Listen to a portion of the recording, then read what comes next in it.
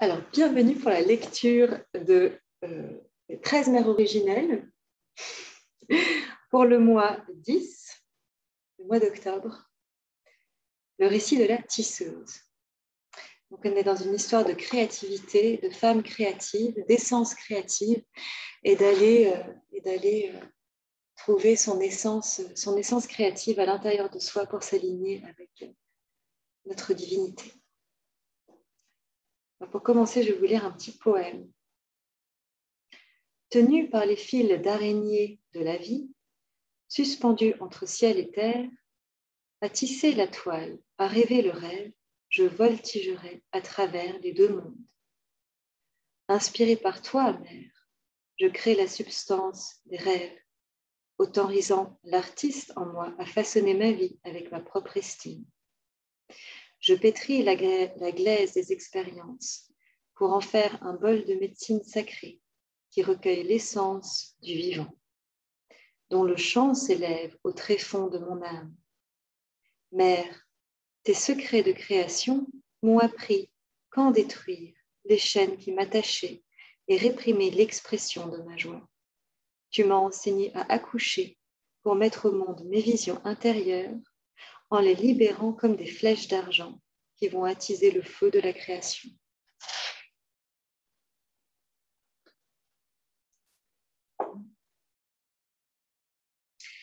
La mère de clan de la 10e lune. Celle qui tisse la toile, la tisseuse, représente le principe créatif à l'intérieur de toute chose. Son cycle lunaire tombe au mois d'octobre. Il est en relation avec la couleur rose. Son cycle de vérité est de travailler avec la vérité. Elle nous apprend comment utiliser nos mains pour créer la beauté et la vérité sous des formes tangibles. Le rose est la couleur de la créativité.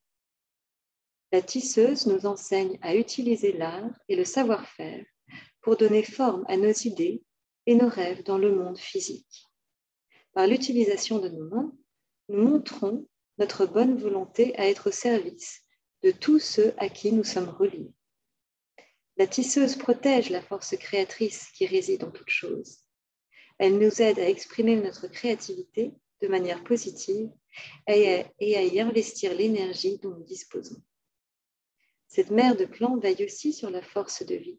Elle nous apprend à créer notre santé, à extérioriser nos rêves, à développer et à nous servir de nos dons et à avoir accès à notre potentiel spirituel. La mère de clan de la 10e lune est la mère des principes de création et de destruction. Elle nous montre le moment où il faut abolir ce qui nous limite et créer du neuf. Parce qu'elle est la gardienne de l'instinct de survie, elle nous signale aussi qu'en prendre soin de nos créations. Lorsque notre survie physique, émotionnelle, mentale ou spirituelle est en danger, la tisseuse nous indique comment faire appel à notre force vitale pour dépasser la stagnation et trouver à grandir au-delà. Elle est une artiste, une créatrice et la muse qui nous fait signe et nous inspire pour créer de la beauté qui se trouve dans le désir de notre cœur. En réalisant quelque chose de concret et en donnant toute la beauté possible à notre création, nous comprenons que la substance de nos rêves peut se matérialiser, que nos visions peuvent prendre forme. Tout au long des étapes nécessaires pour donner vie à nos rêves, la tisseuse nous révèle comment utiliser la force vitale qui se trouve dans les 4 éléments, air, terre, eau, feu. Nous apprenons à incorporer ces éléments à notre propre force créatrice, qui est le don reçu du grand mystère. Cette étincelle créatrice est appelée l'éternelle flamme de l'amour. Elle vit au cœur de notre essence spirituelle. Lorsque le désir de créer est en place, nous devenons capables de prendre la décision d'être. Nous donnons alors forme à notre essence spirituelle ou orenda, en exprimant ce que nous sommes. La tisseuse, comme la grand-mère araignée, a tissé la toile de l'univers, nous apprend comment tisser la toile de nos expériences.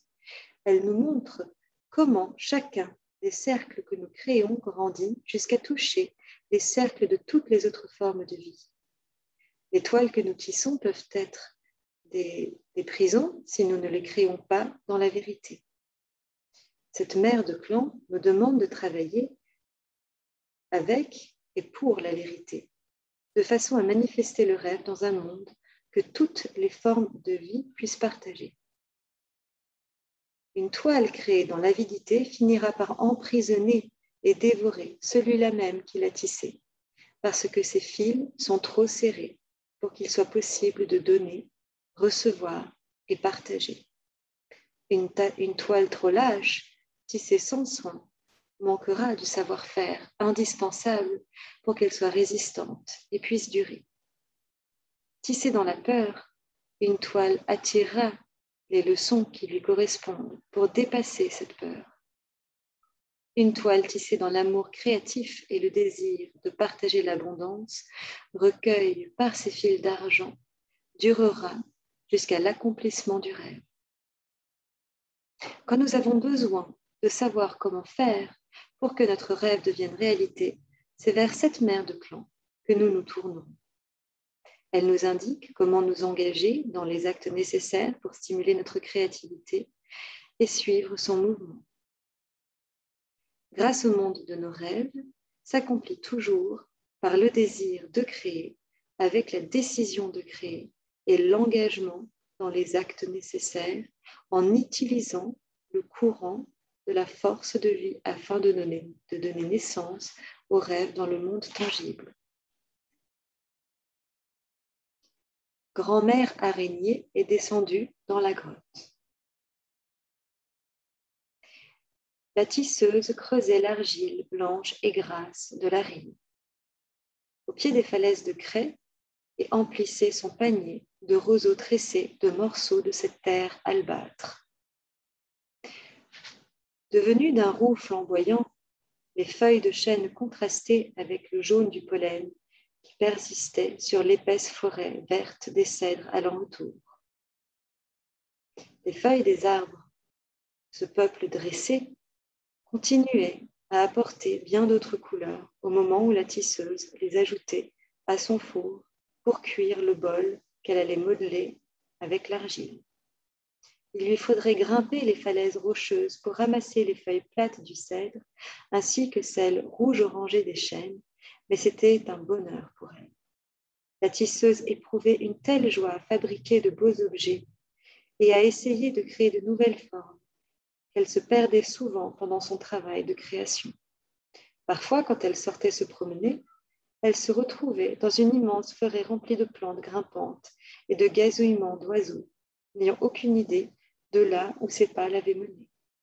La tisseuse avait un talent naturel à retracer le chemin qu'elle avait suivi en regardant simplement dans son panier. Les choses y étaient placées dans l'ordre où elle les avait collectées. Elle pouvait commencer par sa dernière trouvaille et revenir à l'endroit où elle les avait ramassées. Ensuite, un par un, les emplacements des trésors ainsi récoltés la ramenaient dans un environnement familier. Et depuis ces lieux si souvent parcourus, elle pouvait facilement trouver le chemin du retour.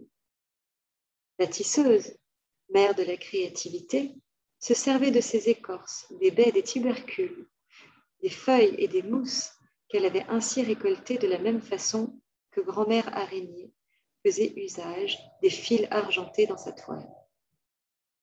Que son parcours décrive un cercle ou une ligne droite ne faisait aucune différence. Elle pouvait toujours retrouver le chemin de retour à son campement. Chacun des emplacements où la tisseuse avait ramassé quelque chose lui avait donné une matière pour se relier avec ses fils créatifs dans l'expression de soi, aux plantes, à la terre et aux pierres de la forêt ensoleillée. La mère de clan laissait toujours un cadeau pour les esprits de la forêt quand elle prenait quelque chose pour son propre usage. L'échange dans l'amour, qui exprimait sa gratitude, laissait sa trace au milieu des pousses luxuriantes qui bordaient la piste du retour à la maison, jusqu'à son campement niché dans les affleurements rocheux qui surmontaient le coude de la rivière. Alors que la tisseuse creusait avec une pierre effilée pour prendre davantage d'argile, elle vit dans son esprit le bol de médecine qu'elle allait fabriquer à partir de cette argile. La joie que lui procurait le fait de modeler des poteries avec ses mains monta dans ses bras, et cela lui donna un tel sentiment de satisfaction qu'elle trouva facile de creuser ainsi. Les ravines de printemps avaient approfondi la brèche, comme une bouche ouverte dans un flanc de l'escarpement rocheux. Cette forme de bouche permit à la tisseuse de se souvenir que la terre-mère avait besoin d'être nourrie après avoir partagé sa glaise couleur de nuage avec sa fille à deux jambes. La tisseuse avait apporté plusieurs larges pierres au pied de la falaise pour reboucher l'intérieur de la cavité dont elle avait extrait l'argile. L'écureuil sautilla pour descendre le long du tronc d'un pacanier de l'autre côté de la rivière, faisant voir ses joues gonflées de petites noix. Il essaya bravement d'adresser un sourire à la mère de clan sans pour autant cracher les noix de pécan. La tisseuse attrapa un fou rire devant la gagueur dans laquelle se lançait ainsi l'écureuil, tout en pensant aux enseignements qu'il lui avait donnés à travers sa médecine naturelle de rassembler l'énergie et garder un petit extra pour les périodes maigres. Au tout premier temps de sa marche sur terre, la mère de clan avait appris à entasser des fruits secs, des tubercules et de la viande dans des trous qui servaient de réserve souterraine en prévision de l'hiver. Une fois de plus, l'écureuil était en train de se préparer pour les prochaines neiges. La tisseuse remarqua que la mère Castor et son clan s'apprêtaient aussi pour les prochaines lunes blanches. Ils étaient occupés à retenir le cours d'eau en ajoutant de jeunes arbres au barrage qu'ils avaient construit sur le bras de la rivière, juste en aval de l'endroit où elle était en train de prendre de l'argile. Pour la mère de clan, le changement de température signalait qu'il lui fallait à présent rassembler ce qui lui était indispensable pour rester active pendant l'hiver, lorsque ses occupations seraient limitées par la morsure des vents blancs du nord. Elle avait fait le plein de nourriture, récolté des herbes pour cuisiner et pour se soigner, et tanné des peaux dont elle avait besoin pour un nouveau manteau. Et à présent, elle était en train de ramasser les fournitures nécessaires pour fabriquer les ustensiles courants de sa vie au campement. Elle remercia silencieusement la mère Castor de lui avoir montré qu'elle pouvait consacrer ces longues périodes d'inactivité de l'hiver à construire ou réaliser des choses. La mère Castor était la gardienne de la médecine constructive. Elle montrait à l'humanité comment rester actif en étant productif pour mener ses visions et ses rêves d'une vie meilleure jusqu'à la réalisation. La tribu qui avait l'habitude de traverser la forêt de la mer de Clan à la saison d'été, en suivant la piste des récoltes au temps des lunes de la maturité, était toujours heureuse de faire du commerce avec l'artiste. Ses créations étaient tellement originales. La tisseuse avait toujours un entrepôt plein de jouets faits main, de paniers, de vêtements, de poteries, ainsi que d'ustensiles de cuisine qu'elle avait achevé de fabriquer au moment où les plaques de neige étaient remplacées par les taches vert clair des jeunes pousses. Au temps où la lune fait mûrir les baies, la mère de clan ne manquait pas de troquer ce qu'elle avait fabriqué contre des choses qui correspondaient à ses propres besoins. Elle était ainsi assurée de pouvoir faire face à toutes les épreuves qu'elle pouvait rencontrer, à vivre isolée pendant le temps où la neige allait tomber. À chaque lune des feuilles mortes, la tisseuse repérait des matières premières disponibles et planifiait tout ce qu'elle avait à faire pendant la période où les animaux, ses amis, allaient hiberner. L'argile qu'elle était en train de recueillir ferait partie de sa réserve de fournitures pour ses créations artistiques, de même que les feuilles qu'elle avait l'intention de ramasser avant que grand-père Soleil ne se couche. Et pendant 2 lunes encore, elle allait finir sa récolte et conserver tout ce dont elle avait besoin dans sa caverne qu'elle appelait sa maison. Les anfractuosités de sa caverne, créées par les mouvements de transformation de la terre-mère dans sa croissance au temps de l'âge glaciaire, avaient fourni à la mère de la créativité quelques excellentes caches où garder ses affaires. Elle pouvait même cuire ses poteries dans l'une des cavités qui se prolongeait en une cheminée naturelle trouant le plafond calcaire au-dessus de l'entrée de la grotte. L'hiver arriva avec ses glorieuses bourrasques.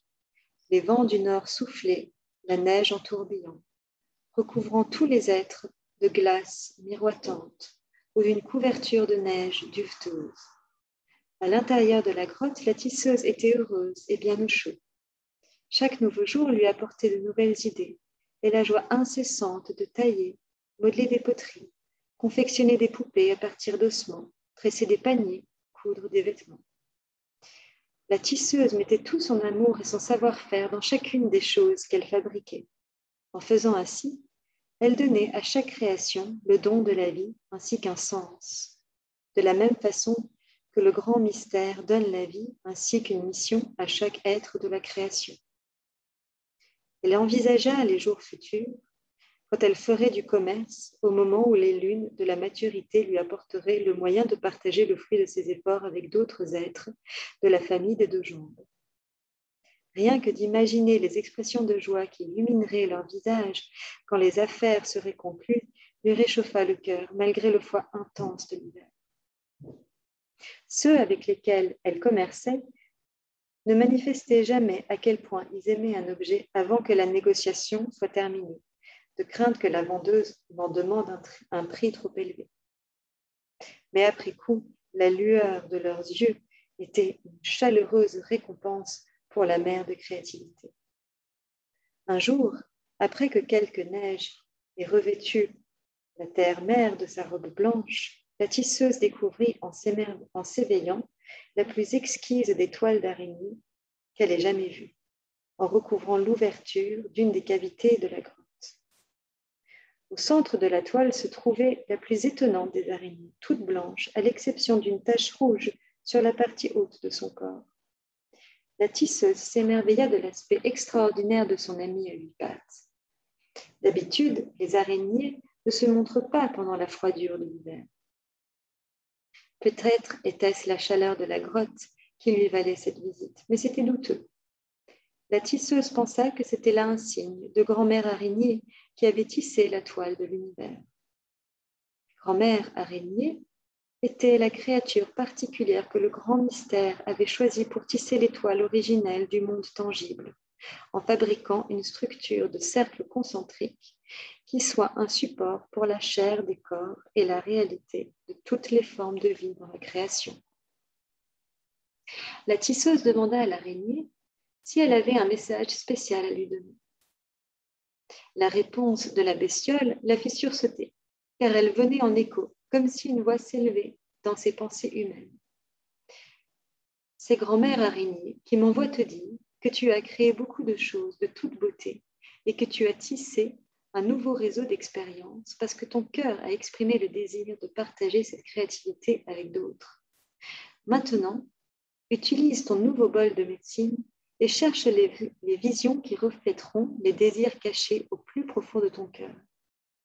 Cherche les réponses à ce qui est en train de venir se poser sur la toile que tu as tissée à partir de tes nouveaux désirs et aie confiance que ton choix est le bon et que tes rêves s'accompliront.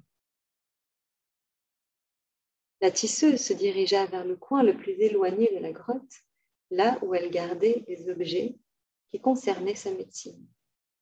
Pour retrouver sa toute dernière création, le bol était grossièrement cuit et noirci de la fumée des feuilles qu'elle avait ramassées. Il était moucheté, çà et là, des pigments, des minéraux qui se trouvaient dans l'argile. Elle revint sur ses pas, alluma un feu et remplit le bol de neige fondue. Très vite, elle eut la vision de 3 êtres de la famille des 2 jambes qui trébuchaient de fatigue dans la neige à l'orée de la forêt. Une grande silhouette et 2 plus petites luttaient contre les bourrasques d'une tempête. Sa vision changea et la tisseuse vit les visages souriants de 2 enfants, puis plus rien. Cette nuit-là, elle rêva qu'elle était en train de pêcher dans la mer et que, en regardant au fond de son filet, elle découvrait une étoile de mer. C'était une étoile de mer exceptionnelle, d'une couleur pourpre éclatante. L'étoile de mer lui parlait. Elle lui expliqua que son corps d'étoile représentait la force vitale de la créativité dont les êtres à deux jambes peuvent se servir lorsqu'ils font appel au chef de clan de l'air, la terre, l'eau, le feu, ainsi que les éléments se mêlant à la force créatrice du grand mystère. L'étoile de mer lui montra comment la tisseuse elle-même avait eu recours à la même mise en œuvre de l'énergie dans ses créations, ainsi que dans l'ingéniosité dont elle avait fait preuve en aménageant la grotte en un intérieur chaleureux. L'étoile de mer chuchota au cœur de la mère de clan. Toi qui tisses la toile, tu t'es servi de ta créativité pour remplir ta vie de beauté, mais tu es devenu solitaire. Regarde bien, le désir caché au fond de ton cœur est de tisser un rêve qui puisse transformer cette solitude. L'abondance de dons que tu possèdes peut être partagée avec d'autres si tu donnes naissance à ton rêve d'avoir une famille. La mère de clan fut surprise par la révélation de l'étoile de mer, mais elle ne pouvait pas mettre à distance du rêve ce qu'elle ressentait au fond. Elle essaya de s'éveiller, luttant contre ce désir de se souvenir de ce rêve. Mais la scène du rêve changea. Elle s'enfonça encore plus profondément dans les images qui se présentaient à elle. Celle qui protège l'instinct de survie savait qu'à un certain niveau de conscience, elle devrait lâcher prise et suivre la vision du rêve pour pouvoir comprendre pourquoi elle n'avait pas autorisé jusque-là ses sentiments de solitude à faire surface. Elle soupira dans son sommeil, puis plongea dans le monde aquatique qui se refermait autour d'elle. Par brassées, l'océan défilait pendant qu'elle se laissait tomber bien au-dessous des vagues, en découvrant qu'il lui était possible de respirer dans l'eau du rêve. Quand elle touchait le fond de l'océan, l'étoile de mer qui chevauchait son épaule lui chuchota à nouveau. « Toi qui tisses la toile, te voilà immergée dans le ventre aquatique de la terre-mère. Ici même, tu peux faire naître ton rêve et te permettre une nouvelle naissance.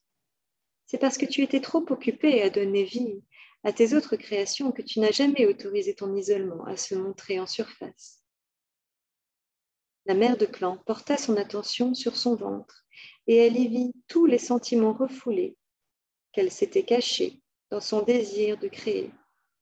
Elle voulait des enfants. Elle voulait partager avec eux les jouets qu'elle avait fabriqués et apprendre aux jeunes à utiliser leur imagination, leur permettre de créer ce qui était dans leur cœur. Elle voulait faire profiter de la sagesse dont elle était porteuse et qui concernait la faculté qu'a chaque être humain de créer dans la pleine mesure de son imagination. Les enfants connaissaient bien cette sorte de magie, et c'est ainsi qu'elle aussi procédait. Un gros sanglot s'étrangla dans sa gorge et elle hurla sa solitude au fond de l'eau. Mais soudain, la mère de clan ressentit un nouveau mouvement dans son ventre. Elle devait se dépêcher d'étendre ses jambes et de pousser fort. Elle laissa son corps faire le travail. Une grosse bulle irisée sortit de son vagin et s'éleva dans l'eau jusqu'à la surface.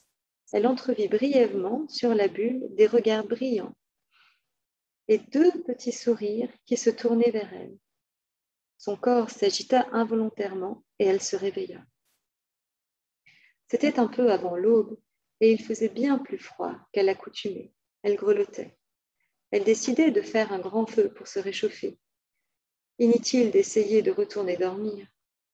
Elle regarda vers la cavité où était apparue l'araignée et fut étonnée d'y discerner des silhouettes de 3 êtres à 2 jambes tissés dans la lisière de la toile.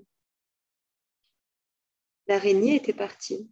Le feu avait du mal à prendre parce qu'un courant d'air pénétrait dans la grotte, en s'infiltrant au travers les pots qui protégeaient l'entrée. La mère de clan jetait un vêtement épais sur ses épaules pour se diriger en chancelant vers la porte. Alors qu'elle essayait de maintenir en place les pots à l'entrée de la grotte avec les pierres pour les fixer en bas, elle aperçut, pas très loin du chemin qui menait chez elle, un monticule couvert de neige qui n'était pas là d'habitude. Elle avait dans l'idée qu'il s'agissait d'une bête égarée, qu'il s'était sans doute cassé la patte et que cela pourrait lui procurer de la viande fraîche. Elle attrapa donc son couteau de silex et s'élança bravement dans la grisaille du brouillard d'avant l'aube. Mais quand elle arriva auprès du monticule, de son pied enveloppé de fourrure, elle poussa doucement sur le côté pour vérifier si l'animal était encore vivant. À la deuxième, et un peu plus énergique, pression du pied, elle entendit un grognement humain. Les quelques instants qui suivirent furent consacrés à déterrer avec l'énergie du désespoir le corps qui était enfoui sous la neige. Elle dégagea un manteau en peau de buffle presque glacé qu'elle jeta de côté pour découvrir le corps tout bleu d'une femme qui protégeait ses 2 enfants. La mère de clan se pencha tout près d'elle pour écouter, mais elle comprit que la femme n'était plus en vie, qu'elle était en train de cheminer dans le monde de l'esprit. Elle essaya de voir sous le corps gelé de la femme pour se rendre compte si les enfants respiraient encore. Elle eut fort à faire avec des bras rigides de la femme, mais elle parvint à prendre dans ses propres bras pour le dégager un petit garçon de 4 ans, puis sa sœur plus âgée. Elle plaça les 2 enfants sur son manteau et les recouvrit de leurs 2 petits vêtements qui avaient été placés sous eux pour éviter que leur corps soit étendu à même la neige glacée. Elle bataillait pour remorquer sa charge en la tirant tout au long de la piste qui menait à sa grotte. Les enfants avaient le corps tout glacé, mais ils respiraient. Elle rendit grâce au vent du nord pour n'avoir pas amené davantage de neige et pour les 2 vies dont elle avait maintenant la responsabilité.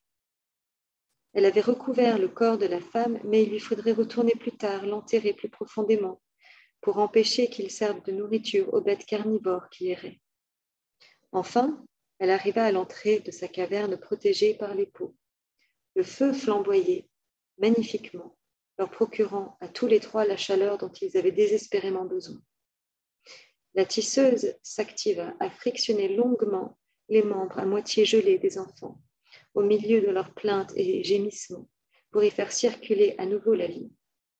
Elle avait la certitude que les enfants allaient récupérer à cause des visages souriants qu'elle avait vus dans ces 2 visions. Mais elle n'en continua pas moins à leur administrer ses soins salutaires et s'arrêta juste un moment pour suspendre un chaudron sur le feu et y faire mijoter un ragoût. La mère de clan ne se reposa pas avant que les enfants aient été frictionnés, rassasiés, puis emmitouflés dans de nouveaux vêtements bien épais pour dormir. De petits soupirs et de petits sanglots montaient des habits en peau de buffle recroquevillés près du feu. Quand elle fut assurée que les enfants étaient endormis, celle qui veille sur l'instinct de survie revêtit son manteau de fourrure et partit enterrer la mère des enfants dans la faible lumière du jour qui finissait. Et plus tard, fourbue de fatigue, ayant chargé le feu pour la nuit, elle s'écroula dans un sommeil sans rêve. Mais quelque chose en elle continuait à veiller pour écouter si les enfants allaient bien. Son de la pluie était une fille de 11 ans qui se trouva fort aise de vivre auprès de la tisseuse. Dès l'instant où la jeune fille acceptait le fait que sa maman était désormais dans le monde de l'esprit, elle se mit à appeler la mère de clan sa tante. Ce terme affectueux était la façon dont les enfants s'adressaient avec respect à leurs aînés dans la tribu. Les aînés faisaient partie de leur famille, une famille élargie autant que leurs parents de sang. Son petit frère, Soleil derrière les nuages, avait seulement passé ses 4 ans. Mais se montrait précoce, courageux et s'intéressait à tout ce qu'il découvrait. Le petit guerrier était passionné par les choses que sa nouvelle tante réalisait et par sa façon de le faire participer à toutes les activités de leur vie commune. La tisseuse débordait de joie en compagnie de ses neveux qui venaient d'entrer dans sa vie. Les enfants cherchaient sans cesse comment ils pourraient aider aux tâches quotidiennes. Son de la pluie était très investie, désireuse d'exposer les idées qui germaient dans son imagination quand elle apprenait à faire des choses.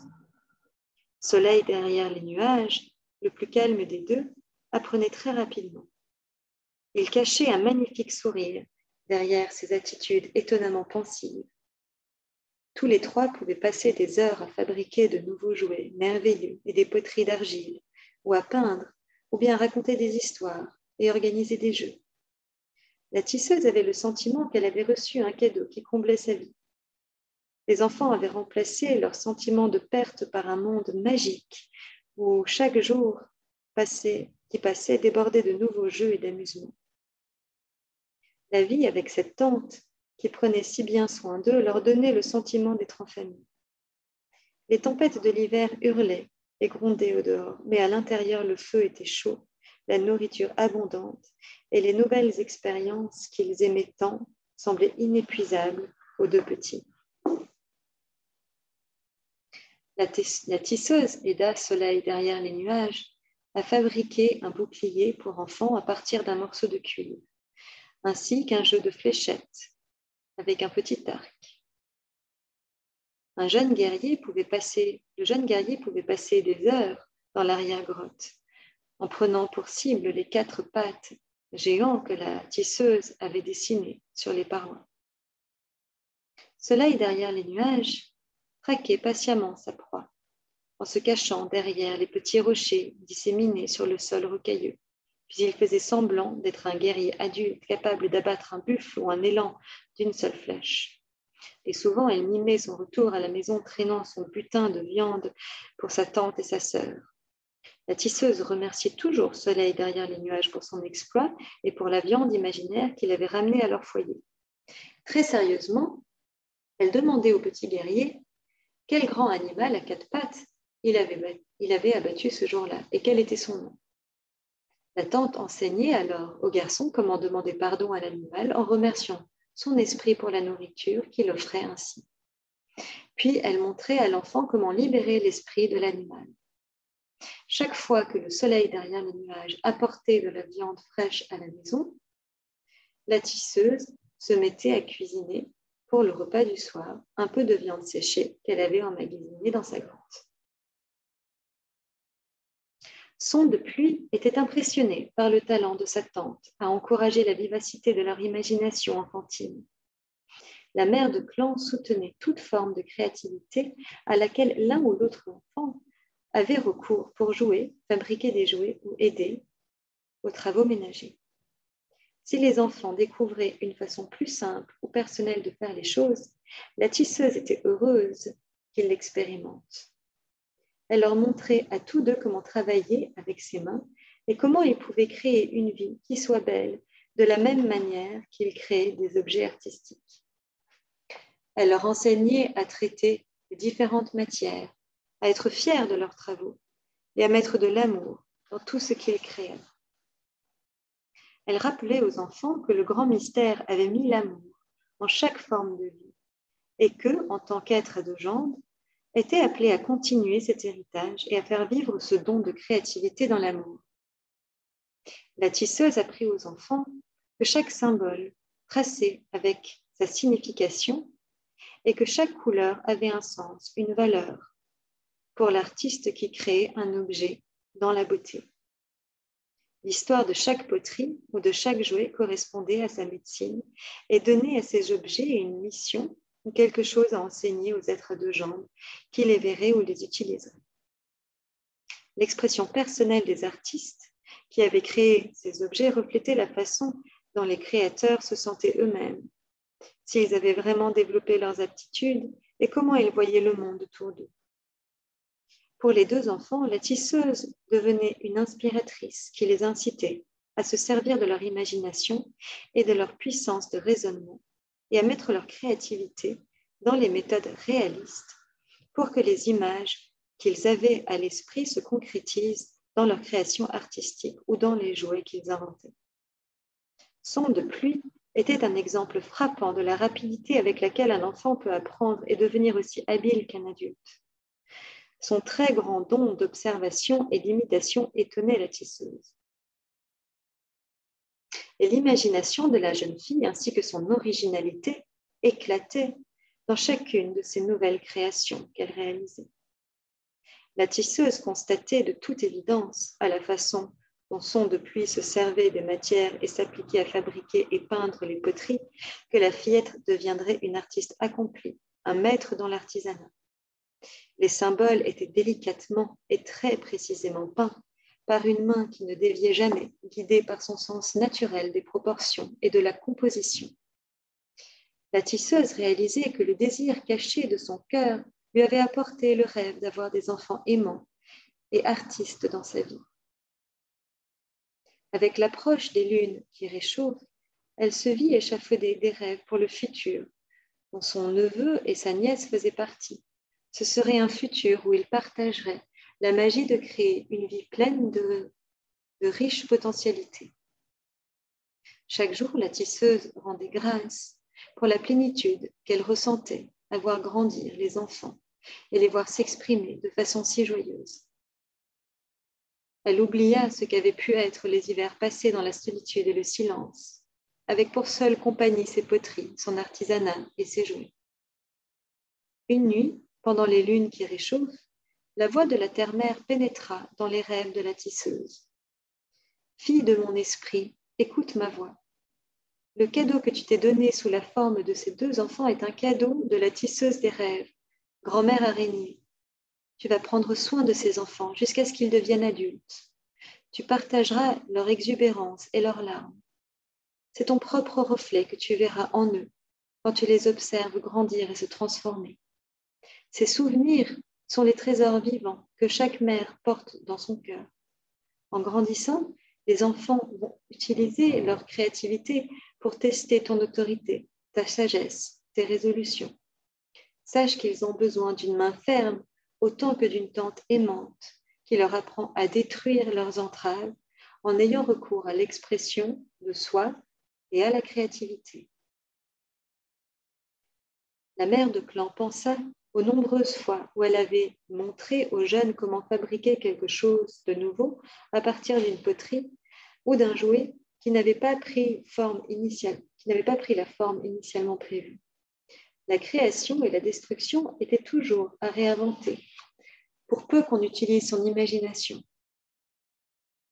La tisseuse reçut dans son cœur les paroles de sagesse de la terre-mère, prenant note que dans le rêve, de se souvenir de tout ce qu'elle avait entendu là et perçu.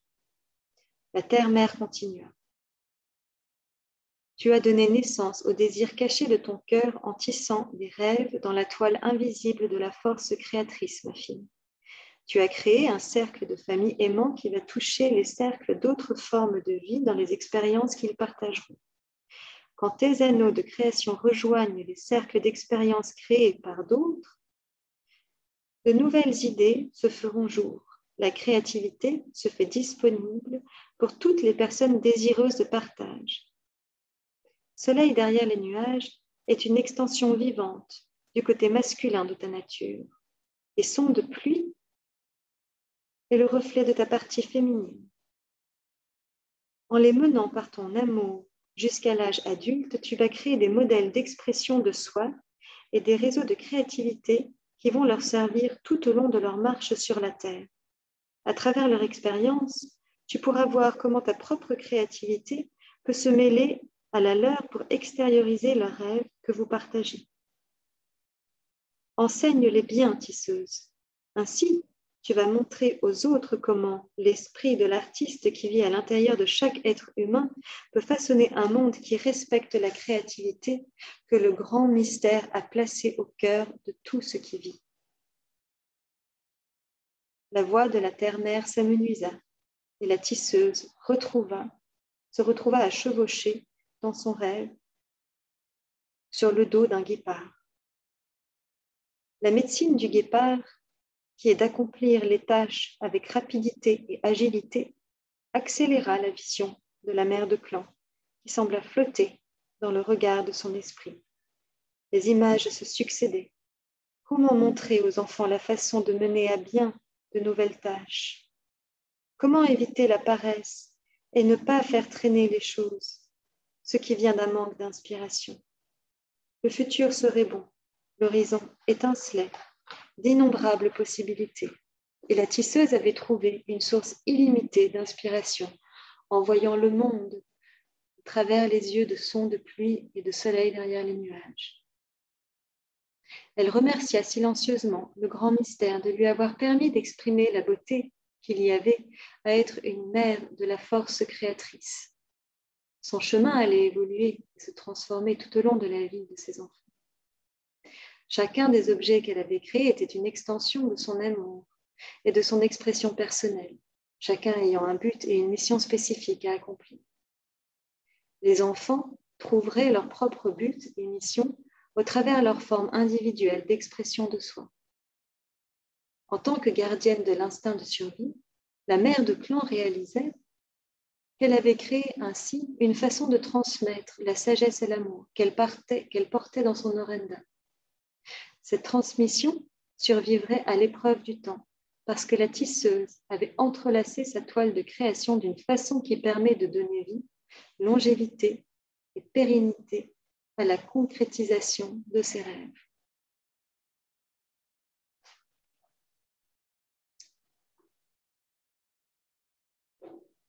Et c'est la fin. Et c'est un très bel apprentissage de notre pouvoir de manifestation